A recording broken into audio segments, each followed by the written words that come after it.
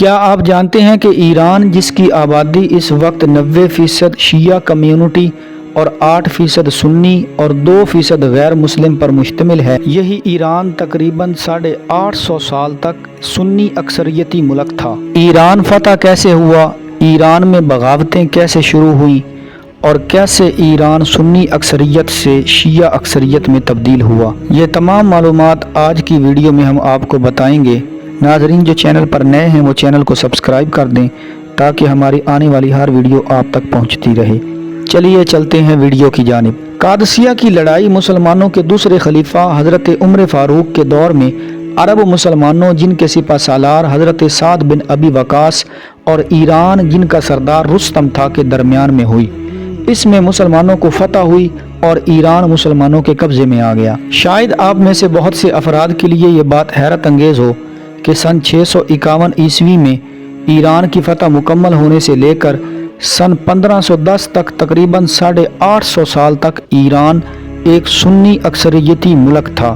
شیعہ موجود تھے مگر تعداد میں بہت کم تھے، اور پھر 1487 میں شاہ اسماعیل صفوی پیدا ہو گیا۔ 17 جولائی 1487 کو اردبیل کے صوفی شیخ حیدر اور جارجیا کے شاہی خاندان کی نسل سے تعلق رکھنے والی مارتھا کے ہاں صفوی صوفی سلسلے کے آخری پیر اور صوفی شاہی سلسلے کے پہلے بادشاہ شاہ اسماعیل صفوی کی پیدائش ہوئی۔ اوک یونلو سلطنت کے صوبے دار شروانشاہ فرخ یاسر کے ساتھ 1488 میں جنگ میں شیخ حیدر صفوی مارے گئے، اور 1494 میں اوک یونلو نے اردبیل پر قبضہ کر لیا، جس میں شیخ حیدر کے سب سے بڑے بیٹے علی مرتضیٰ صفوی قتل ہوئے اور 7 سالہ اسماعیل کو گیلان کی طرف فرار ہونا پڑا۔ 12 سال کی عمر میں اناطولیہ، آذربائیجان اور کردستان کے شیعہ ترکمان قزلباش قبائلیوں کی ایک زبردست فوج کے ساتھ اسماعیل صفوی کی واپسی ہوئی، اور سن 1500 میں ان کی ایران میں فتوحات کا سلسلہ شروع ہوا۔ اسماعیل صفوی کی فتوحات میں وسطی ایشیا کے داغستان کی سرحد تک کا علاقہ،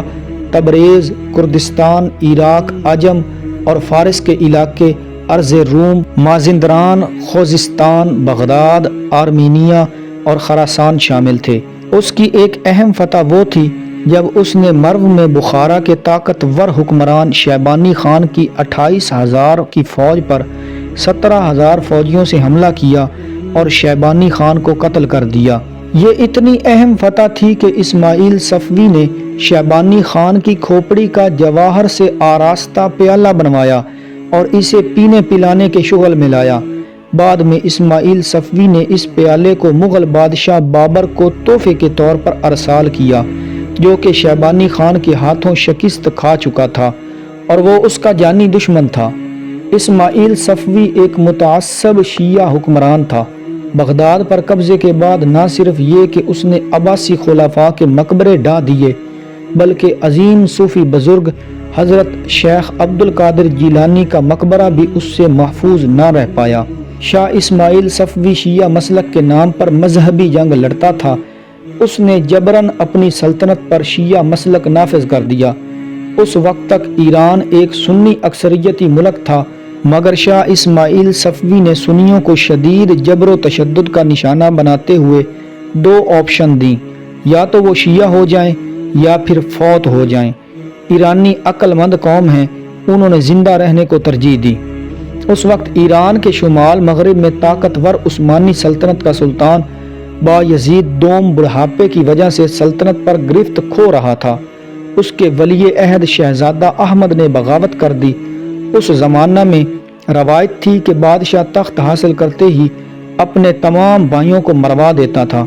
اپنی جان خطرے میں دیکھ کر چھوٹے شہزادے سلیم نے بھی بغاوت کر دی، جسے سلطان بایزید نے شکست دی اور وہ فرار ہو کر کریمیا چلا گیا۔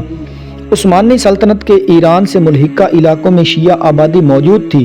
انہی دنوں عثمانی سلطنت کو خلفشار میں دیکھ کر شاہ اسماعیل صفوی نے وہاں بغاوت کے شعلے بھڑکائے اور عثمانی سلطنت میں ایک بڑی بغاوت ہو گئی۔ ترک سلطان بایزید کا وزیر علی پاشا بھی ان شیعہ باغیوں کے ہاتھوں مارا گیا۔ اس بغاوت پر بایزید دوم نے بمشکل قابو پایا۔ سن 1512 میں عثمانی شہزادہ سلیم کریمیا سے واپس پلٹا اور ترک فوج کے طاقتور دستوں کی مدد سے اپنے باپ بایزید کو تخت سے دستبردار ہونے پر مجبور کر دیا۔ اس وقت تک شاہ اسماعیل صفوی کی ہیبت ہر طرف طاری ہو چکی تھی۔ وہ ایک ناقابل شکست جرنیل اور جابر حکمران کے طور پر نام بنا چکا تھا۔ عثمانی سلطنت میں شیعہ آبادی پر بھی اس کا بہت زیادہ اثر تھا، حتیٰ کہ ترکوں کے اہم ترین فوجی دستوں کی اکثریت بھی شیعہ صوفی مسلک سے تعلق رکھتی تھی۔ شاہ سلیم اول، جو کہ تاریخ میں سلیم یاؤز یعنی ہیبت ناک یا سخت کے نام سے مشہور ہوا، اپنی سلطنت کو بچانے کے لیے سب سے پہلے شاہ اسماعیل صفوی کی طرف اپنی توجہ مبذول کرنے پر مجبور ہو گیا۔ تخت سنبھالنے کے محض 2 برس بعد 23 اگست 1514 کو سلطان سلیم یاؤز اپنا لشکر لے کر شاہ اسماعیل صفوی سے فیصلہ کرنے آیا۔ چالدران کے مقام پر دونوں عظیم سلطنتوں کی فوجوں کا آمنا سامنا ہوا۔ سلطان سلیم کی فوج کی تعداد کا اندازہ 60,000 سے 1,00,000 لگایا جاتا ہے اور اسماعیل صفوی کی فوج کی تعداد 40,000 سے 80,000 تک بتائی جاتی ہے، جس میں دنیا کے مانے ہوئے گھڑ سوار دستے موجود تھے۔ لیکن سلطان سلیم کے پاس ایک ایسا ہتھیار تھا جو کہ شاہ اسماعیل صفوی نے کبھی نہ دیکھا تھا۔ وہ 100 توپوں اور بندوقوں کے ساتھ مسلح جانثاروں کے ساتھ میدان میں آیا تھا۔ جدید ہتھیاروں سے لیس ایک منظم اور تربیت یافتہ فوج کا مقابلہ ایک غیر منظم فوج اور ناقابل شکست بادشاہ سے تھا۔ ایرانی بادشاہ ناقابل شکست نہ رہا، شاہ اسماعیل صفوی کو بدترین شکست ہوئی اور وہ زخمی ہو کر میدان جنگ سے فرار ہونے پر مجبور ہو گیا۔ اس کی 2 بیویاں اور تمام حرم بھی سلطان سلیم یاؤز کے قبضے میں چلا گیا۔ شاہ اسماعیل صفوی کا اعتماد ایسا ٹوٹا کہ اس نے سلطنت اور فوج کے معاملات میں دخل دینا چھوڑ دیا اور خود کو شراب کے پیالے میں غرق کر لیا۔ ادھر عثمانی سلطان سے شیعہ قبائل کی بغاوتوں کا ہمیشہ کے لیے خاتمہ ہو گیا۔ اس جنگ سے فارغ ہو کر سلطان سلیم یاؤز نے مصر کی مملوک سلطنت پر حملہ کیا اور اسے شکست دے دی۔ اس وقت بغداد پر شاہ اسماعیل صفوی کے قبضے کے بعد آخری عباسی خلیفہ المتوکل الثالث قاہرہ میں مقیم تھا۔ اس نے خود کو شمشیر بدست سلطان سلیم یاؤز کے سامنے پایا تو بلا جبر و اکراہ خلافت سے دستبردار ہو کر خلافت سلطان سلیم یاؤز کو سونپ دی اور یوں سلطان سلیم یاؤز پہلا عثمانی خلیفہ بنا۔ عراق اور حجاز مقدس پر قبضے کے بعد اس کا خلافت کا دعویٰ مزید مستحکم ہو گیا، مگر بدقسمتی سے عظیم جرنیل اور حکمران سلطان سلیم یاؤز کو صرف 8 سال حکومت کرنے کا موقع ملا اور وہ بیماری کے ہاتھوں جان ہار بیٹھا۔ شاہ اسماعیل صفوی نے چالدران کی شکست کے بعد خود کو مکمل طور پر شراب میں ڈبو دیا اور وہ چالدران کی جنگ کے 10 سال بعد 23 مارچ 1524 کو محض 36 سال کی عمر میں فوت ہو گیا۔ اس کے بعد اس کا بیٹا طہماسپ صفوی تخت نشین ہوا۔ کہا جاتا ہے کہ اگر چالدران کی جنگ میں عثمانیوں کو شکست ہو جاتی تو شاہ اسماعیل صفوی ایک فاتح کے طور پر امیر تیمور سے بھی بڑا نام ہوتا، اور نہ صرف یہ کہ ایران بلکہ پورا مشرق وسطی آج شیعہ مسلک کا پیروکار ہوتا۔ سلطان سلیم یاؤز کے جانشین سلطان سلیمان ذیشان اور دیگر سلاطین عثمانیہ شاہ طہماسپ صفوی، عباس صفوی اور دیگر ایرانی بادشاہوں کو چالدران جیسی شکست دینے میں ناکام رہے۔ جنگوں کا سلسلہ چلتا رہا اور دونوں سلطنتوں میں پہلا بڑا معاہدہ امن 1555 میں سلطان سلیمان ذیشان اور شاہ طہماسپ صفوی میں معاہدہ آسماسیہ کے نام سے جانا جاتا ہے۔ اس کی روح سے جارجیا اور آرمینیا کو عباسیوں اور صفویوں کے درمیان آدھا آدھا تقسیم کر لیا گیا۔ کردستان بھی تقسیم ہوا۔ بغداد اور بیشتر عراق عثمانیوں کی ملکیت قرار پایا اور یوں انہیں خلیج فارس تک رسائی ملی۔ ایرانیوں کو اپنا شاہ اسماعیل صفوی کے دور کا دارالحکومت تبریز اپنے پاس رکھنے کی اجازت ملی۔ اس کے علاوہ وسطی ایشیا کے داغستان اور آذربائیجان وغیرہ صفوی سلطنت کا حصہ قرار پائے۔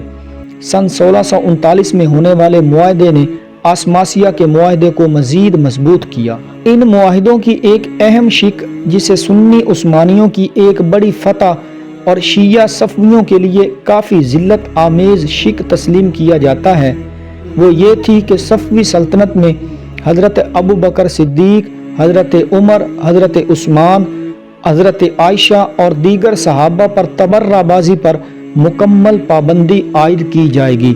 صفوی سلطنت خود کو ایک انتہا پسند شیعہ سلطنت کے طور پر پیش کرتی تھی اور یہ شک ان کے لیے اپنے عقیدے پر خود ہی پابندی تسلیم کرنے کے مترادف سمجھی جاتی تھی۔ بعد کے تمام عثمانی و صفوی معاہدوں میں بھی یہ شک شامل رہی۔ صفوی ظلم کی کچھ اور بھی تفصیلات ہیں۔ انہوں نے لبنان کے علاقے عمل سے شیعہ مبلغین کو ایران بلا کر مسلمانوں کی جائیدادیں ان کے سپرد کر دی تھیں۔ ابن بطوطہ کے سفر نامہ میں مجد الدین شیرازی کا واقعہ بھی ہے جس سے ابن بطوطہ نے ملاقات بھی کی تھی کہ انہیں وہاں کے حاکم نے شیعت قبول نہ کرنے پر خون خوار کتوں کے آگے ڈال دیا تھا اور وہ بہت پہنچے ہوئے بزرگ تھے۔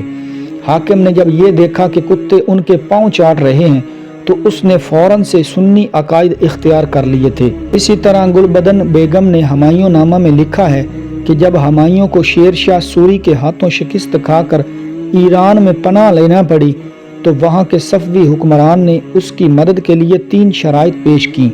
پہلی یہ کہ وہ شیعہ عقائد قبول کرے، دوسری یہ کہ قندھار صفوی سلطنت کو دیا جائے، تیسری یہ کہ ہندوستان میں شیعت کی تبلیغ کی اجازت دی جائے۔ ہمایوں نے آخری شرط مان لی جس کی وجہ سے اس خطے میں امت مسلمہ کے اتحاد کو بہت نقصان پہنچا اور یہ نقصان سب کے سامنے ہے۔ ہمایوں کے بعد اکبر کے دور میں صفویوں کے مظالم اتنے بڑھ گئے تھے کہ علماء نے براستہ ایران حج نہ کرنے کا فتویٰ دے دیا تھا۔ اس کے علاوہ صفوی حکومت کے بحرین اور بلوچستان پر مظالم بھی اتنے زیادہ تھے کہ ایک الگ کتاب لکھی جا سکتی ہے۔ کاشان میں اسی دور میں قاتل عمر ابو لولو ملعون کا مزار بنایا گیا جو آج تک موجود ہے۔